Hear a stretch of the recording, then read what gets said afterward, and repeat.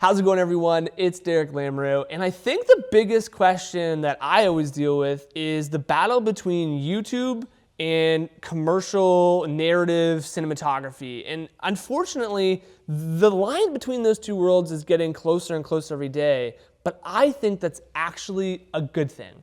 Christoph, you are the one person that I think plays in both spaces so tremendously. You create videos with an Insta360 that blow me out of this water, and you shoot on Netflix shows. I don't know a single person that does both of those very, very well. How do you see these two worlds coming together now more than ever? So for me personally, my goal with film was always to be making narrative, like telling stories basically with film. And cameras are just a way to do that. And so at the end of the day, I still consider myself to be a narrative filmmaker first and foremost. And I think anybody who subscribes to my YouTube channel and hasn't seen a video in 2 years would probably also agree with that. But I do love Instagram and YouTube for experimentation and trying ideas out for me that I eventually want to be able to incorporate into narrative. And it's really hard to convince directors and clients and agency people on a concept that you haven't really seen before or seen well. So I like to use Instagram and YouTube to kind of experiment with those ideas, see what people think, and then I have something to show a director or a showrunner or something when we're coming up with like a cool way to, you know, get us from A to B in a narrative project. An example of that is I shot this TV series called Paris, Paris, which is about a guy who finds this magical tunnel in his basement that leads from Paris, France to all of the Parises of the world. Like there's like a Paris, Ontario, Paris, Texas. And one of the shots that the director wanted to do was kind of going from like a scene that took place in Paris, Ontario, and like coming and going up into the sky and then coming down and you're in Paris, France, and like the world kind of flips upside down. And I had done something like that using a 360 camera on a drone before. So when he was sort of spitballing this idea, I was like, oh, you mean kind of like this? And he was like, yeah, that's exactly how I imagined it. What reason would we have had to do something like that in a normal narrative project before? But Instagram is like a perfect place for testing those kinds of things out, and YouTube as well, yeah. I feel like that it's underrated that we as filmmakers, you know, we want to be creatively pushing the boundaries all the time.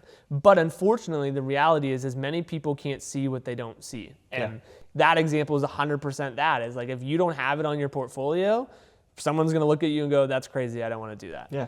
And especially if they're paying you, they're going to be like, I'm not doing that. I'm not taking the risk. I want someone else to take that risk. Oh, for sure. And I feel like for me, YouTube has been that place where I can just mess around with ideas, whether it be on a phone or a real camera. And now I get to try them out in the real world. Because I didn't go to film school, I learned so much on YouTube from watching videos, specifically Matt Workman from Cinematography Database. Do you remember that guy? He used to make videos where he would break down like a Justin Bieber music video or a Taylor Swift music video, and he would find like photos of like what the camera settings were and like the BTS of like what the lighting setups were, and then he would match those to the shot in the video and be like, okay, look, it looks like they're using like a 12K HMI coming through the window, and the camera's set at 4400 white balance. And I would just learn so much from watching those YouTube videos of him like doing these like hour-and-a-half long breakdowns, to the point where like I learned that maybe like that was like 10 years ago or so. The first time I did a feature film, I went back and rewatched all of those videos back to back to just like refresh myself on like the techniques. And like that's just something that without YouTube, it wouldn't exist. Like I don't know where you would learn that kind of stuff. And so it's about finding maybe trusted people. Like I think Matt Workman was a very established and successful DP, and so I really trusted his opinion on that. Shane Hurlbut's another example of somebody who is like definitely very much on in the real film world and also making YouTube content for the sake of learning. So I definitely think there's like a place for both. I think the other thing that people don't understand is that YouTubers just get hired because they're YouTubers and they want the fame, not because they're creators. And I think that's not true, because there's a lot of very, very talented YouTubers that would probably not need the fame to make the work that they're making. And that's how I honestly looked at your work. The very first time I think I discovered your Instagram, I was like, wow, like this guy's doing an Insta360 thing? Like, that's crazy. Like, it's amazing to me to see how people can go above and beyond for a social platform that they're not getting paid for potentially. Maybe if it's a brand deal, different story. But if they're trying to just create for the love of creating, Yeah.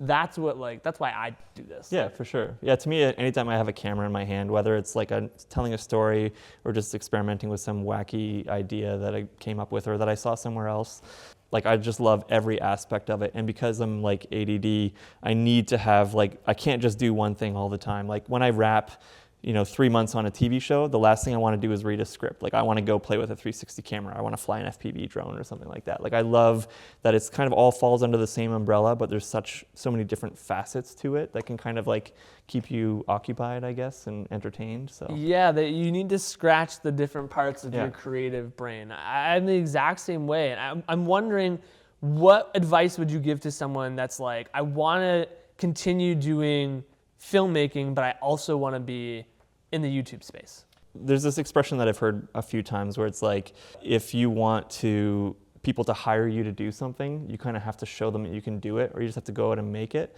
So if you're somebody who wants to be doing music videos, find friends that that are in a band or that are musical artists, and pitch them on a music video and make it and put it out on YouTube, and use that as a place where there's no stakes, no budget, no clients involved, to kind of experiment with those ideas and just hone your craft. And then you also have a bit of a calling card for when somebody does want to hire you, you can show them stuff that you made.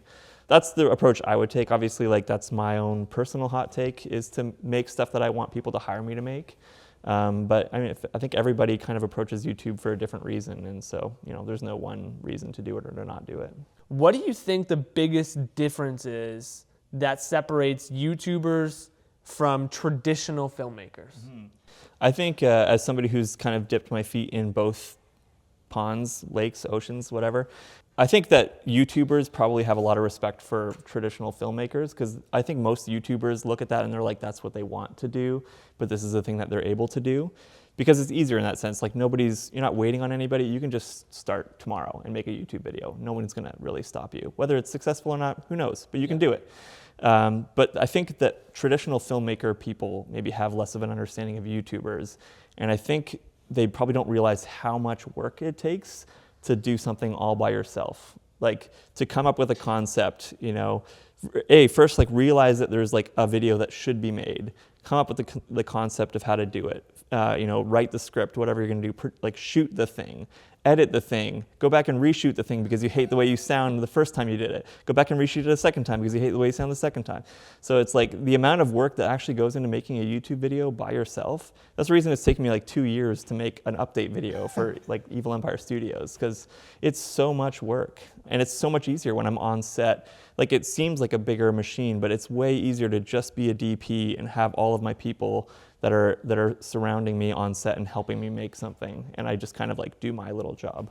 Now, if you're on the flip side and you're like, I'm a YouTuber right now, but I'm not working on big commercials or big narrative sets or big music videos, but I want to get out of that one man, I'm the single creator mentality.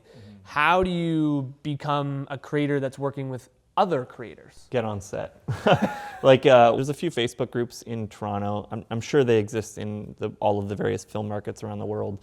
But in Toronto specifically, we have one for productions that are happening in Toronto. And sometimes they're looking for something specific, like a DP or a gaffer or a key grip or whatever. But a lot of times they're just looking for an extra set of hands. So even if you have no knowledge whatsoever, use those opportunities where it's a really low-paying thing, or maybe it's a no-paying thing, where you can be hired or brought on set and you're going to be allowed to make mistakes because you're not being paid. Right. Yeah, it's acceptable. And get on set. And then once you get on set, try and be as observant as possible and hone your intuition, so that if you see that the grip team is needing an extra set of hands, you can kind of ask the right questions and put yourself in the right situations where they kind of remember you, and maybe they, next time they're looking for a daily, they'll think of your name to call you up. And when I say developing your intuition, one of the things I also tell my interns is, don't just ask, what can I do? Be try and look for something that's happening. There's an example, one of my first ACs, Nick Coffin. The first time I ever worked with him, he was pretty green. He was straight out of, he was still at Sheridan, I think, Sheridan College. He was in their media arts program or whatever. And he came out on a weekend to help me on a short film that we were doing. It was no budget, nobody was getting paid. And he heard me talking to the director, and I mentioned something about putting like a 650 on on a triple riser on this corner or whatever. And I don't know if he knew what that was yet, what a 650 was or what a triple riser was. But he was like, he picked up on the fact that we're going to put a light over there. And he was like, okay, well, if they're going to put a light over there, they're going to need an extension cord. And I know where the extension cords are. So he just went to the garage without being asked and started to run a line from the plug to where we were going to put the light. So then I came over to tell him that we were going to put a 650 on a triple riser over here, and he's already running a line there. And I was like, okay, sweet. Thank you for doing that. So if you go to the garage, like the triple riser is the one with 3 knobs on it. You know, we'll set that up here and put the light on it, and just kind of like rough things in. And I remember, like, Nick is one of my go-to people now because of that moment. It just instilled, like, even though this dude maybe didn't know everything about what was going on, he was observant and he had like good intuition, and he just acted on it. So I think trying to develop that intuition and then asking people like, can I do this instead of what can I do? Yeah. It just makes it easier, because your head of departments, they're thinking about like 14 different things. And for them to have to stop and be like, oh, what task can I give this person? Instead of being like, hey, I noticed that those 4 cases are like packed up. Can I put them on the truck? And then all they have to do is be like, yes, thank you. Or no, they're not ready yet. Instead of being like, like, I wonder what job can I give this person? Yeah, or they're sitting in there on their phone waiting for a job to be delegated. Yeah. Oh God. If you're sitting on your phone on set, by the way, I'm never calling you again. It's harsh, but it's true. I think the biggest lesson I ever learned when interning myself and having interns was like, the more proactive you can be and the more rememberable, the more likely someone's gonna call you back. Yeah, proactive is a key word there for sure. Yeah. If you like this video, make sure you subscribe to the channel. If you wanna see more of Christoph's work, I definitely recommend checking out his YouTube and his Instagram, because he's very active on that. I think I'm gonna be back on YouTube and be more consistent, because I realize that both of the worlds can be together. And if you find a good team to help with both sides of things, it works. And I mean, hopefully we'll see you back on YouTube soon too. Yeah, well, this video will motivate me to finish the one I've been working on for 2 years. Cool. Yeah.